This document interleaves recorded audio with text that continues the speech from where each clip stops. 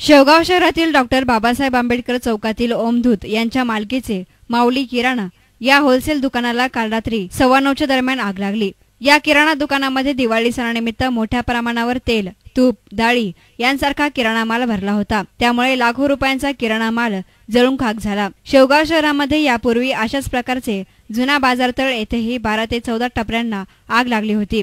या आगीचं कारण स्पष्ट न होताच त्या पाठोपाठ जिल्हा परिषद मुलांची क्रांती चौक या शाळेच्या असलेल्या रेकॉर्ड रूमला आग लागली होती। शाळेचे सर्व साहित्य आणि रेकॉर्ड जळून खाक झाले होते। अशी घटना शेवगाव शहरामध्ये नेहमी घडत असल्यामुळे शेवगाव ग्रामपंचायत अस्तित्वात असताना अग्निशामक गाडीसाठी गावातील राजकारण करणाऱ्यांनी या प्रश्नाकडे वारंवार दुर्लक्ष केल्यामुळे या व्यापाऱ्यांचे लाखो रुपयांचे माल जळून खाक होत असल्याने व्यापाऱ्यांची गावपुढाऱ्यांवर मोठ्या प्रमाणावर नाराजी आहे। आता नगर परिषद अस्तित्वात असल्याने आता तरी अग्निशामक गाडीची तातडीने उपलब्धी व्हावी अशी मागणी शहरातील व्यापारी आणि नागरिक करत आहेत। न्यूज रिपोर्टर संदीप देहाड्राय, एस9 मीडिया, शेवगाव।